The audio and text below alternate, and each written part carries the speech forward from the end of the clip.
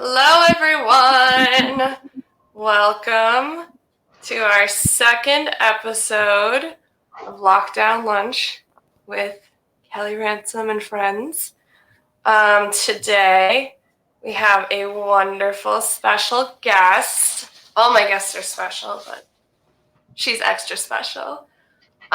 Today, we have Becca Williams-Norville. She lives in Dedham, Mass. And she's a special education teacher for Boston Public Schools. Everyone, welcome Becca. Hey guys. Hi. How are you doing today? I'm doing good. I'm doing really good. I'm feeling very positive today because I had a Zoom meeting with one of my kiddos. So having a day like that has been really nice because it's been a couple weeks of not seeing my people, and that's hard. Right. So I have an important question that I'm going to be asking everyone at the beginning of the show. What day is it?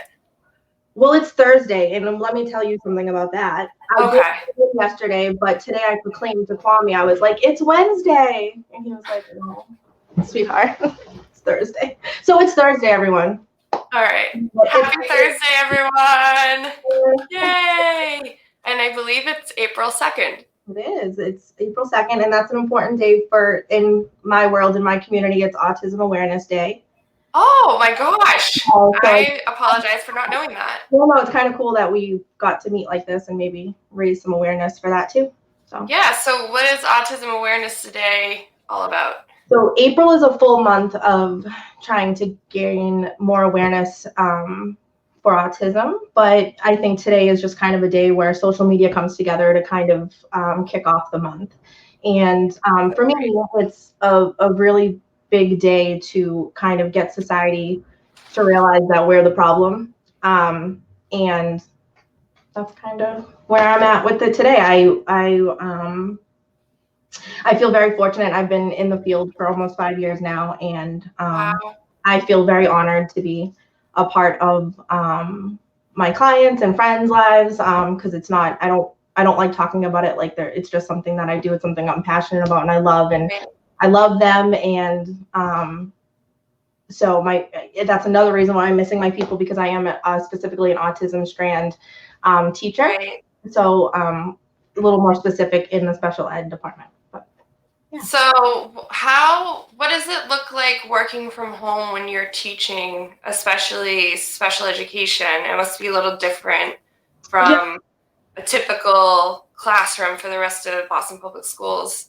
Of course, yeah. So basically, my kiddos still have Chromebooks. They got to get their Chromebooks, which was really good. Yeah, I was worried that wasn't going to be an option because we haven't had very much chance to get technology into their lives as much as I personally feel should be. But our school, I work for Orchard Gardens in Roxbury, and and so they actually literally a week before this all went down, invited my classroom into a Technology Goes Home program. Yes, I'm familiar with that. That's great. I was so excited they invited us, and I got a bunch of my kids involved, and then this happened.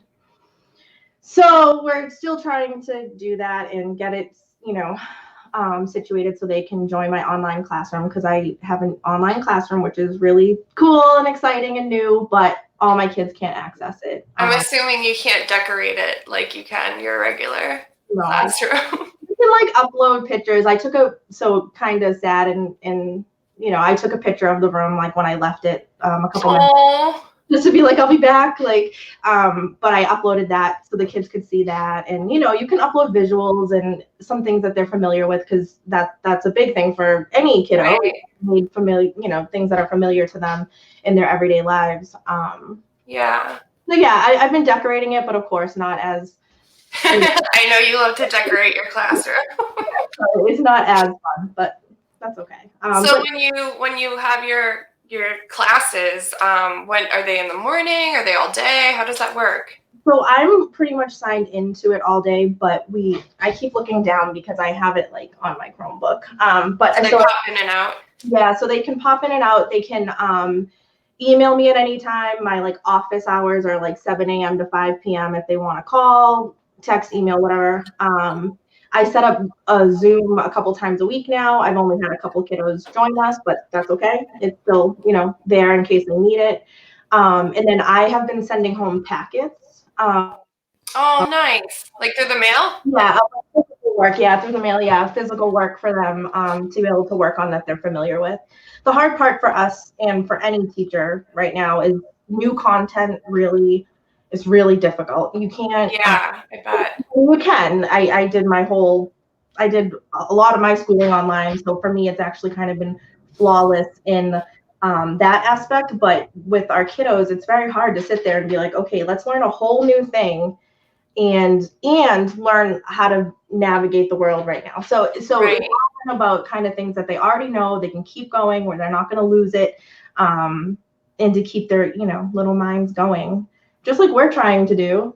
Yeah, tell me about it. I'm definitely trying to keep my little mind going. Well, no, also, like, I was kind of talking about how I think this is going to change a lot of teachers' mindsets on the expectations on kids. Yes.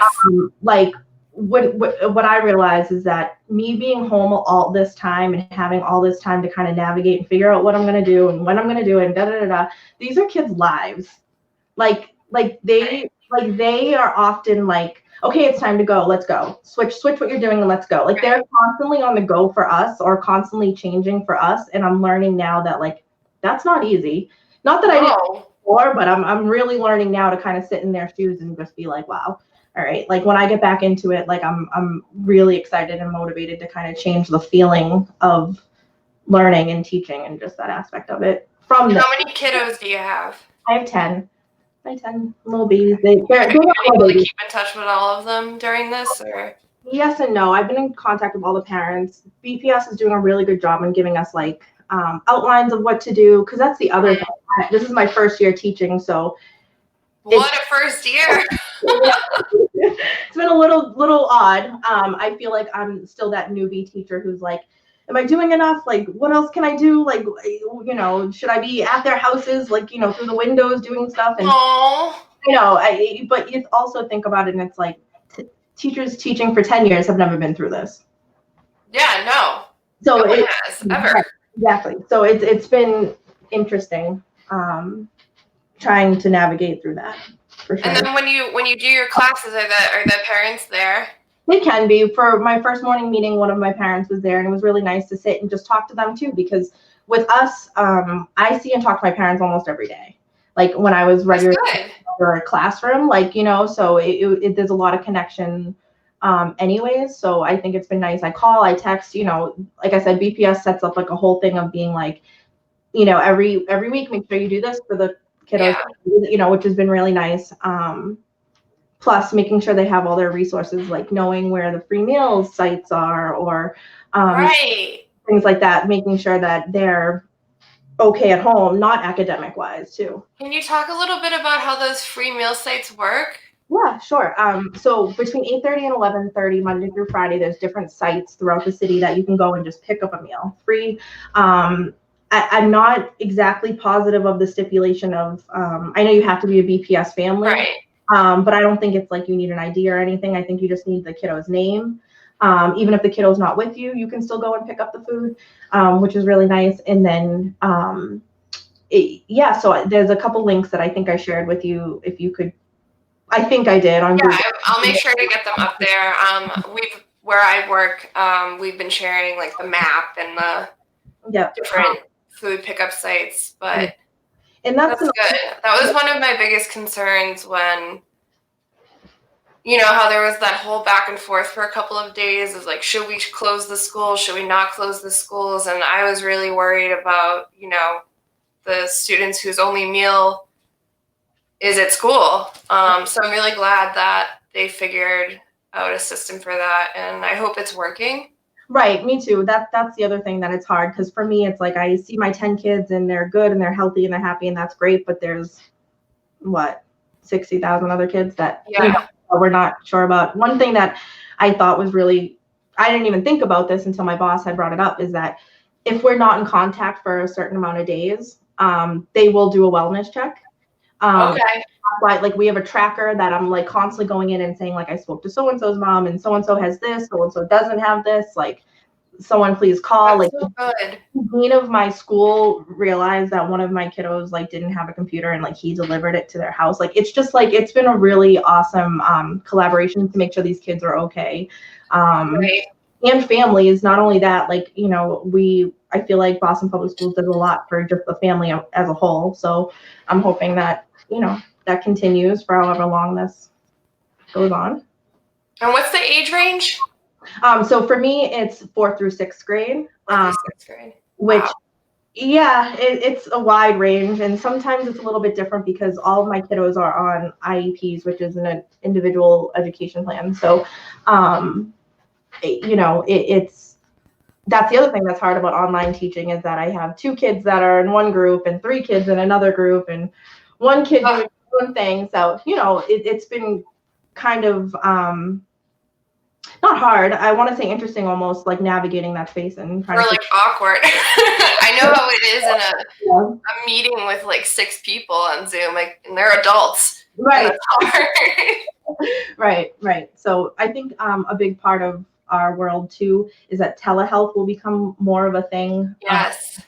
After this, and I think that's important because for a lot of my the kids that I work with, sometimes they're sick and they can't go to school or their therapies, or like I've had kids that are out for weeks anyways, and like if they're able to do telehealth, maybe that will keep them, you know, connected socially, academically, you know.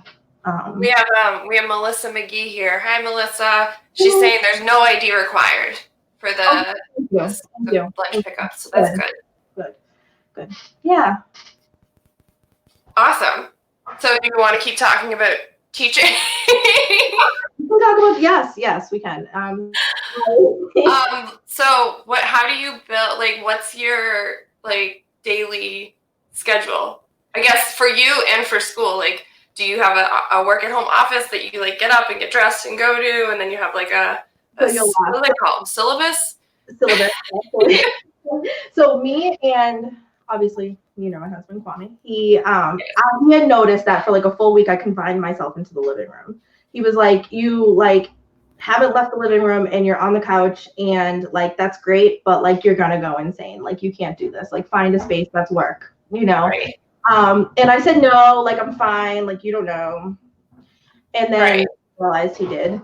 And you know, week 2 I was like, I can't be here. I can't sit in this space and then sit in this space for, you know, in the evening, and you know, so I made this he's kind of set this space. Little office. Yeah, it's a little office. It's cool. I mean, I have a printer, luckily, because a lot of teachers don't have printers. So like I can have like a nice workspace for me to make materials and stuff like that. But yes, I've been trying to wake up, take a shower, have breakfast, get ready.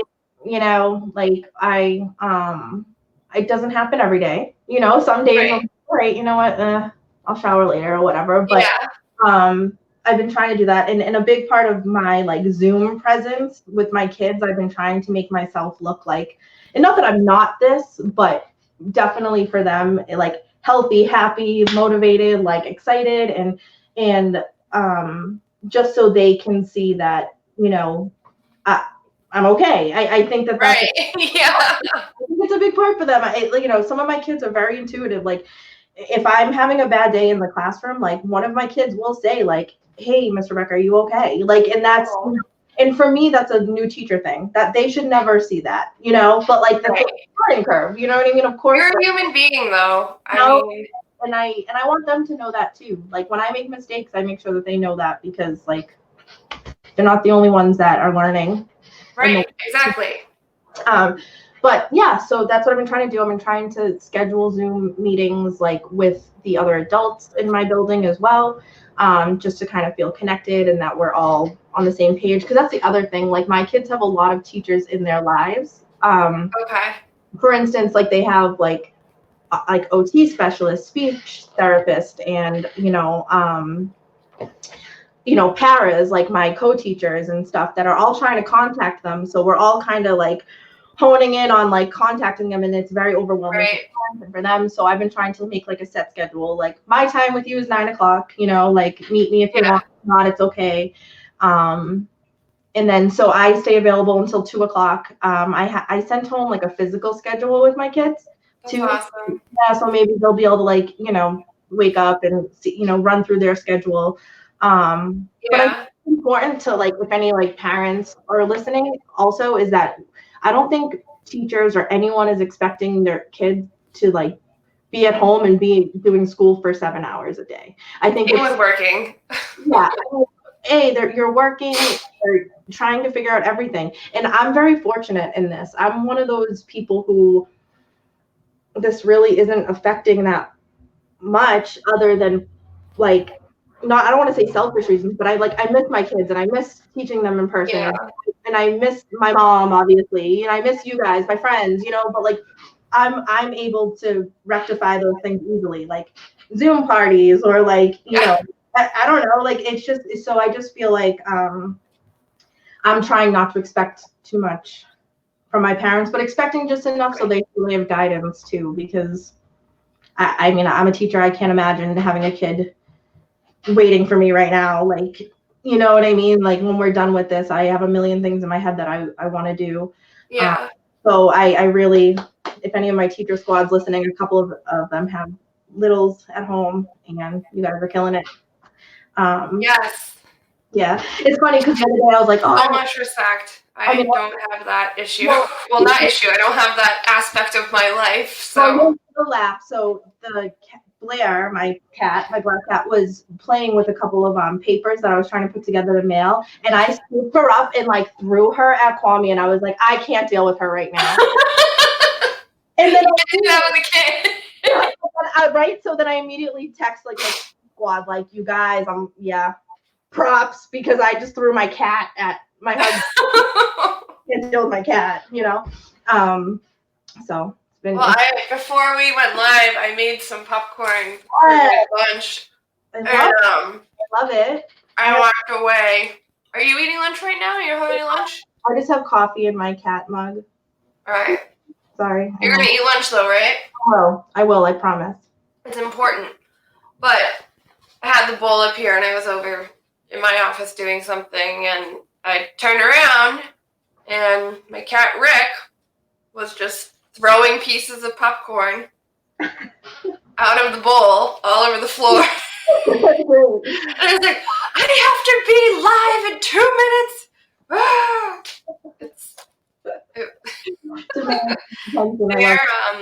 They're keeping me sane, but they're also driving me crazy. Of course, that's what they're supposed to do. But I'm really glad that I have pets right now, because I can only talk to Christopher and my mother-in-law so much. Sometimes I just need to talk to my cat. I totally agree. They always understand, so it's right. Good. Now, your husband Kwame, one of our dear friends, here come the cats.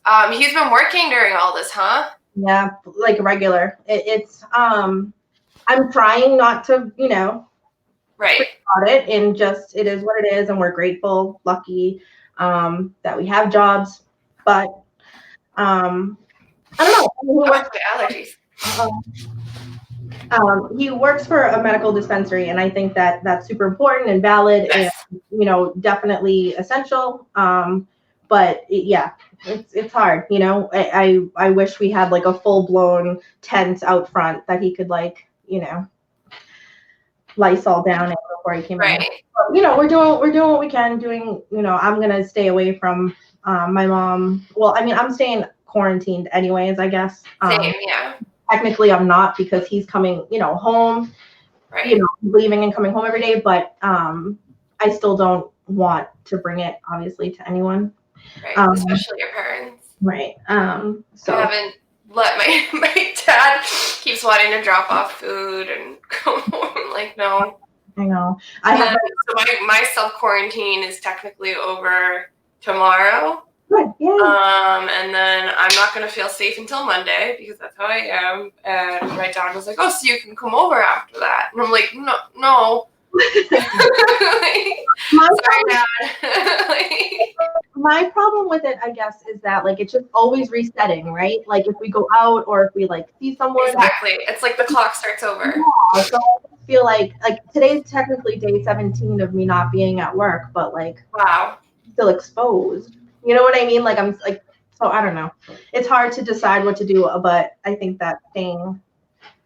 I've been implementing lots of rules in this house right now because my mother-in-law still likes to go in and out, and I'm not gonna stop her. I'm not gonna stop anyone. You know, we need stuff, but like I've been trying to get groceries delivered, and when we do, we wipe them all down on the porch. When we have packages delivered, we open them on the porch and wipe down the contents. Like all the doorknobs get sprayed multiple times a day. Like I'm before all this a germaphobe and a little bit compulsive about cleaning anyway.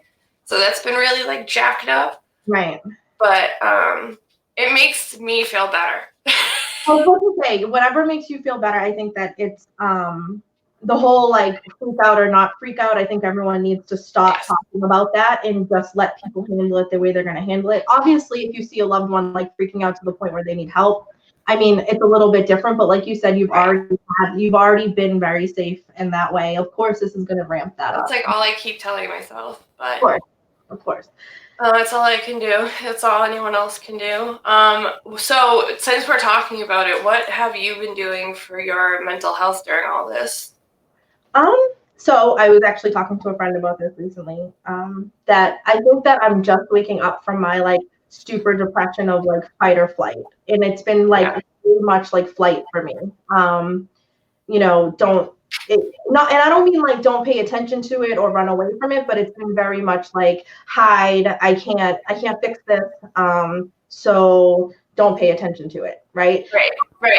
And I think that now I'm finally in the like, no, like I can be part of the solution. Yes, staying home is part of the solution, but also I mean like getting in there and maybe like making calls or finding where I can volunteer where I'm safe and like away from people, and just not sitting at home and just wondering when it's gonna like blow up the world, you know, because I think that that's definitely on some people's minds that this is never going to end, and that, you know, it's hard to navigate. But for me, today I kind of had like this weird like clarity moment where I was just like, you know, I got you on the day. Oh, that's the day. I don't know. Today I just really feel very like clear-headed and like I'm gonna do all I can to support everyone that I can. I think, and like yesterday, I got your text message about like a wellness like check. Yes, wellness check Wednesdays. I'm doing them every Wednesday for all my loved ones. For me, that was just like very much like a yes, like we can still support people. Like just because I'm at home doesn't mean I can't support people, you know. And I think that I was like in this weird space. So I've been doing yoga. That was a call. I'm sorry. I've been in. If you ever have to go because a student or something. Thank you. Yeah, no. Completely understand. Thank you. So I think that I've been doing yoga. I've been doing, you know, all like, you know, things that I think will help me. And I think maybe that's why I've come to this clarity spot. But I'm not going to lie. The last like 2.5 weeks, I definitely have just kind of been sitting around like this is it. You know what I mean? And I think that comes from my, like, I'm very open about this. Like I have a lot of anxiety. I have a lot of, you know, mental health things that I navigate every day. And I think that for a lot of people, every day, as an anxious person, you say, all right, like your anxieties aren't real, right? They're irrational, and you get through this day, and you know you're going to be good. And then all of a sudden, like all these fears became real. So it's like you guys lied to me. Like I was supposed to be this whole time, and I think navigating through that, you know, that's the human experience. I have to be completely transparent. This broadcast is totally 100% driven by my mental health. Awesome. I came home. We were in Florida. It was safer. My cat's using the litter box right now. If you can hear it, I'm sorry. It was still kind of like safe-ish when we left, and then it started getting unsafe while we were gone. So that was anxiety. And then I came home, and I'm a hypochondriac, and I was just completely spiraling. Like every day I'd wake up, I keep calling it the fake cough. Yep. my sore throat, which was fake. I also stopped taking my allergy medication because I heard, I don't want to divulge medical information here, but like I just heard something. So in my head, I stopped. So I'm having allergies. And I didn't have a therapy session until a week later from us coming back. And it was really bad. It was like really bad. And I felt like a burden to a lot of people because I was just spiraling. And then I had therapy, which I'm very grateful for. I'm very fortunate that I can do that. And it was telehealth, which she let me know that if you do any telehealth right now, that there's no copay. Oh, so, wow. I don't know if it's a local state thing or a federal thing, but that was a nice little that's awesome thing. But she was really great in telling me that I needed to distract myself and I needed to, be there for other people, and laughter was really important. And I know I've been talking with you guys before before the show thing, but I was joking that like, I should start like a cooking show or like something like that. And then I was just like, you know what, like I don't give any F words anymore. I'm just gonna do it. And I've gotten all you guys, my friends, to like sign up to do this ridiculous thing with me. But I set up a home studio. I really think it's gonna like heal other people, though. I mean, it's healing me. I've been waking up. I've been showering. Yep. I've been doing my bye boom. Yes, girl. Putting my outfits on. I feel like there's people engaging, and so. Yeah, I think that it's super important for people to know that we like aren't alone, and there's.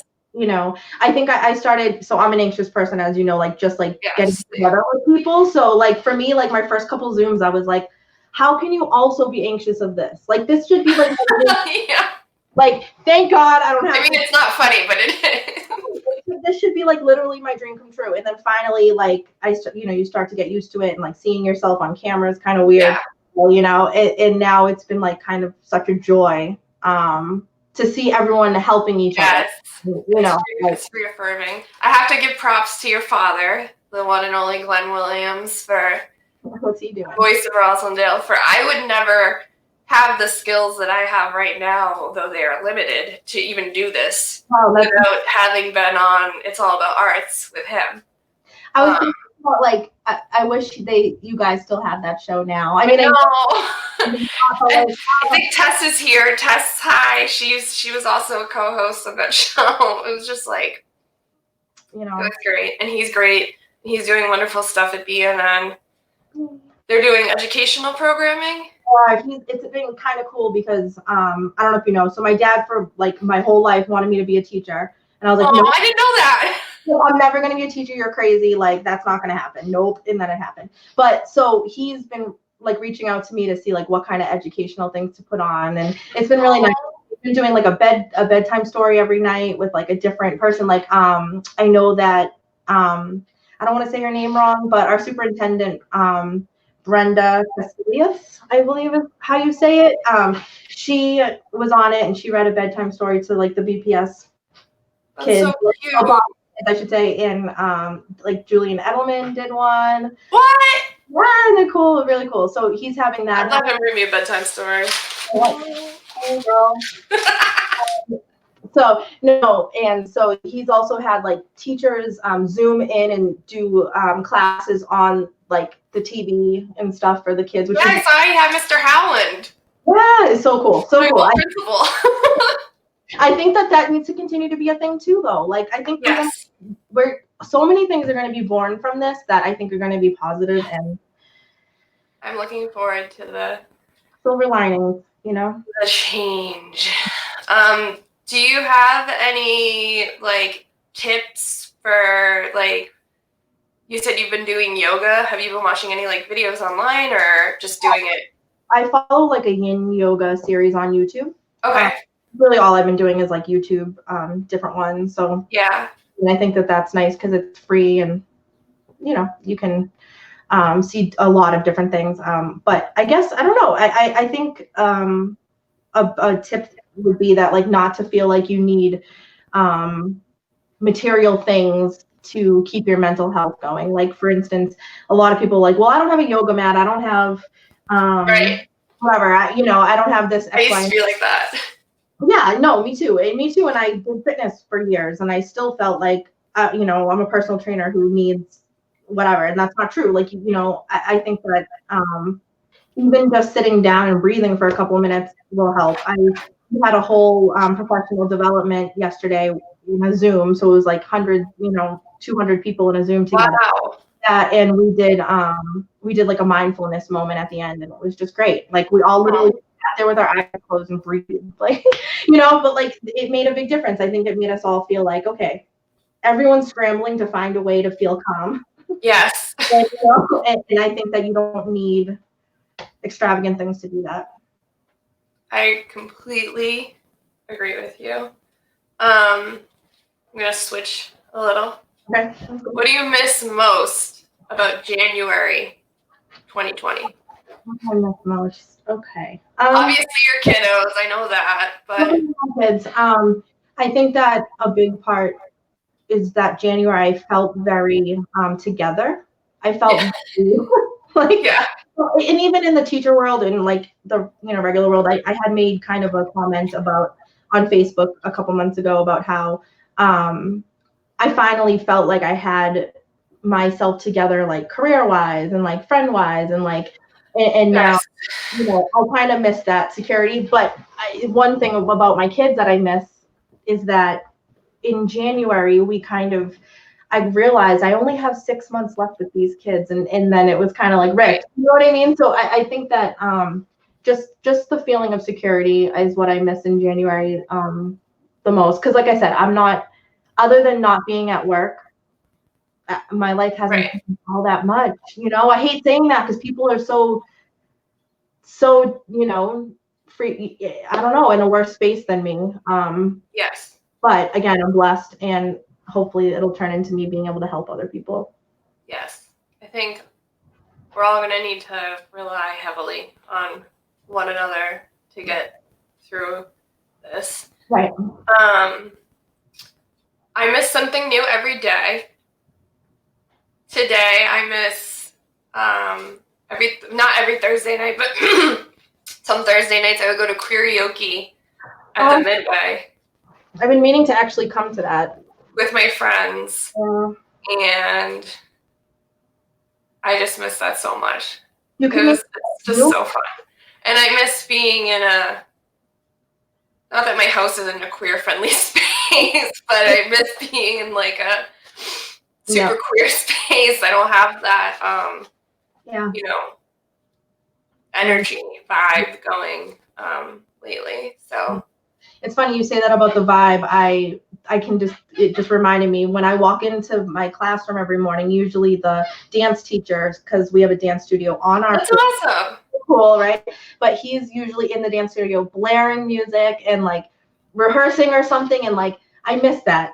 And that's just a simple moment. It's just a simple moment that happens for maybe 30 seconds every morning of my day, but you're right, little things like that. I agree. Being in spaces that make you feel good. Again, not that my home doesn't make me feel good, but being in spaces that make you feel you is super important, and I miss that too.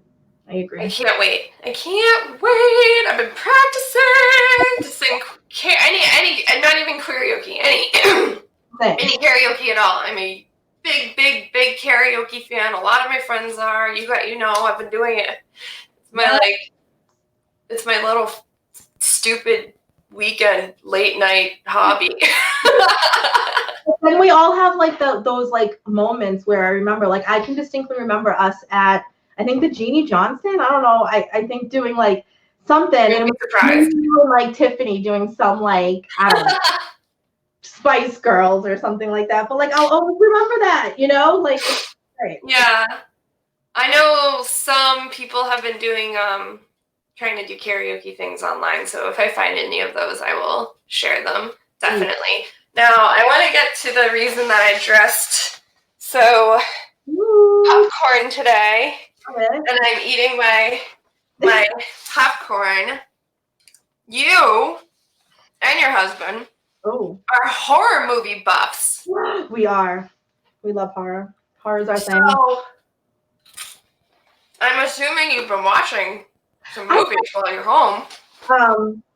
Yes and no. I've been watching more. We've been watching shows recently. Okay. Have you seen Lock and Key? Lock and Key, no. So it's on Netflix. It's not really horror, but it's like mystery, scary-ish. Okay. Cool. Horror movies. So my most recent one that I can think of that I loved was Invisible Man. Oh, you guys saw that in the theater, right? We did. But I will say, huge trigger warning. Honestly, it's very I don't want to ruin the movie, but I do kind of, because if I knew this, I don't know if I would have gone into it, but it's very domestic abuse heavy. Oh. But it's and that actress is really good at like yeah. The Handmaiden, I don't know her name, but the Handmaiden's Tale actress, like she makes you like like I was like in it with her, you know. Yeah, she's really great at that. Her and Claire Danes have like really intense crying faces. Like energy, it's like a different energy they pull out. I totally agree. But I saw that Invisible Man you can watch from home now since all the movie theaters are closed. So that's a good recommendation. Thank you for the trigger warning. No problem. What else? Horror related. But what's your favorite horror movie? Period. For Blair Witch. But the second it's your cat's name, Blair. Woods, yeah. I don't. So, not the first one that like ever came out first. Oh, I was gonna just ask you the first one or the second one. But so there was a first one, a second one, and then they redid it, and that one is my favorite. But I'm really into found footage because found footage scares me. It scares me a lot. And I've learned that when I'm scared, I'm using up my anxiety, so I feel very like relieved afterwards, which is weird. It's such a wild response. It is, but like if I watch something that really frightens me, and usually it has to be like, I don't know, like found footage for me is like real because you know some of it's not, you know what I mean. For me, it's just I need like if it's psychological things like that, I really get freaked out, and then for some reason I'm like calm for the next day. Is that like a genre of horror, found footage? Or? Yeah. Okay. So Interesting. It would be one like anyone that like a person's holding a camera and you're seeing what they're filming. That's like this. Is this horror? Just kidding. But what else can I recommend horror-wise? I mean, so either horror or anything like I've been asking. I've had one other show, but like TV, music, books, games. So, stuff to keep our audience busy when I'm not on, because I know they have 23 other hours of the day. So I mean, Tiger King. I mean, obviously the whole world's been watching it. So once again, second show, but you're the first one. I'm assuming that I'm going to be hearing a lot of Tiger King going forward. Yeah, I wasn't going to watch it. I really wasn't. I was like, this is stupid. Like, you guys are just going to make me sad about tigers. And now I'm figuring out how I can go and visit Joe. You know? I forget. Rudy told me to watch it. That night that we were all talking. Oh, yeah, that's right. He did. He told me to watch it. And then I was like, I trust Rudy. If you're out there, I love you. I trust Rudy's recommendations. And we watched it slowly. Most people have like dropped off and watched the whole thing. And spoiler alert, it's not really a spoiler alert though, because it was like public knowledge and news if anyone was paying attention to it. Like, he ran for office. Isn't that wild, Kelly? I was into the show, like, oh, this is entertaining or whatever. And then when he gets to I'm a political junkie. So like, get one of his I was like, oh my god, that poor campaign manager. That poor guy, I know. I can't.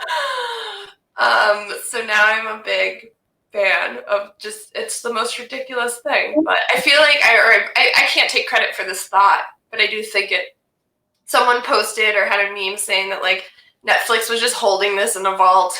Absolutely. Until a pandemic happened to unleash it into the world. Yeah, I don't know. It's perfect. It's literally perfect from top to bottom.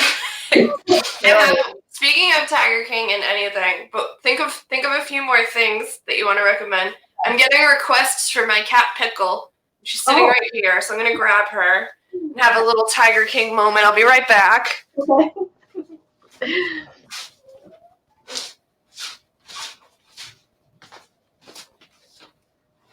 Can we see her? Oh, hi, Pickle. Hi. She's a star in her own right. She has her own TikTok. Her own TikTok. She's not feeling it right now, but there's Pickle, everyone. All right. So, any other things to do to pass the time? To pass the time, I don't know. We've been watching The Circle. I don't know if you've seen it on Netflix too. It's all about kind of getting people to like you without them seeing you, or knowing that it's you. You can like kind of catfish them. So like I could put your picture up and it's me, and like you vote, and I don't know. It's been kind of interesting to see the way humans. I think I would really enjoy that show, probably. I think you would kill at it. I think if you like went on a reality contestant show, I think you'd be great. I've always wanted to be a reality TV star. We're you know what? I think this may get you there. Well, I think I'm past my past that age, but I remember doing videos for Real World when I was in my 20s. I really wanted to be on the Real World. That's awesome. Oh my goodness. Speaking of reality shows, there's something we need to talk about. What? Because everyone should watch Queer Eye, first of all. If you haven't. Oh yes, of course, the big Queer Eye plot of the pandemic 2020. So Queer Eye is amazing in all forms. Every season, they go to Japan, which is super exciting. Yeah. So for everyone out there who knows Mr. Glenn Williams, the voice of Rosendale, we're going to try to get him on the Queer Eye. Guys, can you imagine them coming to Rosendale? And first of all, his face is up on a banner. He's on a banner. Yeah, I'm just going to send that. I'm just going to be like, see, you got to come fix him up, guys. Dad, I love you. I'm not saying that you need any fixing. But for me, you do, because I need to meet these Fab Five. So me and Kelly do. Good time. It's a perfect combo for everyone. What's his name? Jonathan Van Ness? Jonathan Van Ness, my love. Yes, that's him. I saw him doing gymnastics the other day. I had no idea. Oh my goodness, he does everything. He's amazing. I love him. He's beautiful. So I think that I'm serious. I'm going to put together a proposal. All right. Get everyone involved. I think I'm going to have to get my mom involved, clearly, and we're going to do it. And we're going to come to Rosendale, and maybe they could be on the show. Lockdown with Jonathan Van Ness. Oh. If I get any celebrity, I mean, you're a celebrity to me. Everyone on this broadcast is a celebrity to me. But if I get one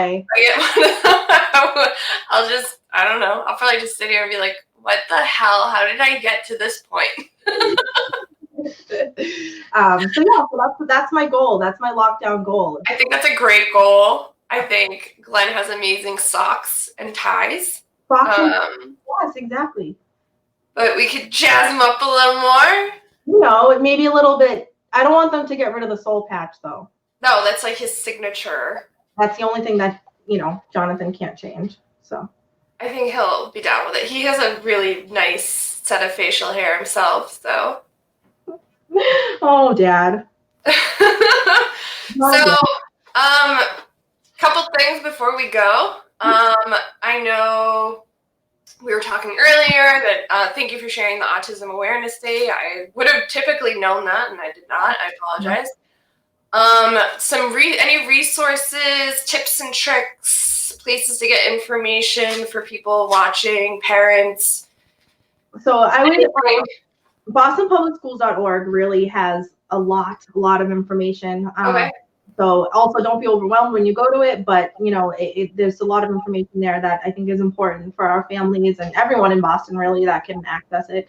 And the one trick for other teachers or maybe parents too who are trying to provide materials for their kids is it's called Teachers Pays Teachers, and it's like a website where other teachers can upload work that they've done. Oh, that's awesome. Yeah, and there's a ton of free stuff. A lot of it is free. Some of it, they cost money, like $1 here or there, but yeah. it's really great because it benefits that teacher that's already put in all that work. So that's a really good resource that I pull from daily. Awesome. Yeah. No, haven't had the time yet, but every video I'm going to link up the resources to, probably over the weekend. But if you didn't catch them, come back and I'll have them up for you. So this is my new thing. I made it up yesterday. Okay. Yes. Leave us, Rebecca. Yeah. Williams-Norville, with your final words. My final words are, guys, be good to each other. This is a lot. We got a lot going on, but there's a lot of love going on too. And reach out if you need anything. I'm here. And thank you, Kelly. Thank you. Those were beautiful final words. I put the sunglasses on so I don't talk. No, I don't actually. I have an extensive sunglasses collection and I want to wear them. Good. Yeah. That's all. That's my only excuse. Christopher's glaring at me from behind the camera because he says I buy too many sunglasses. I have too many sunglasses. So thank you so much, Becca, for being on and for sharing your perspective as a Boston Public School teacher. Thank you for your resources and being so open and willing to talk about mental health. I think that's really important for other people to see and hear. Thank you, everyone out there watching. I can't believe people actually are watching, so that's like awesome. So happy about that, and I hope you're getting something out of this, like a laugh or a good link or a good TV show to watch. Tomorrow, 12 p.m., we will be with one of my best friends in the entire world, Stephanie Tugas. She is in Jamaica Plain, Massachusetts, and she's an environmental scientist. So she has lots of environmental stuff to talk about. She's also a rat mom, so we talk about being a rat mom. She also painted this picture behind me. That's my cat, Frankie. He's passed. Anyway, so we're going to have a great time tomorrow. It's Friday. We're going to try and make sillier. I don't know. Try to be as silly as we can. Every moment changes during all of this, so we'll take it one day at a time. Thank you again, Becca. Thank you for watching. Stay home, wash your hands, take care of yourself. See you tomorrow. Bye, guys.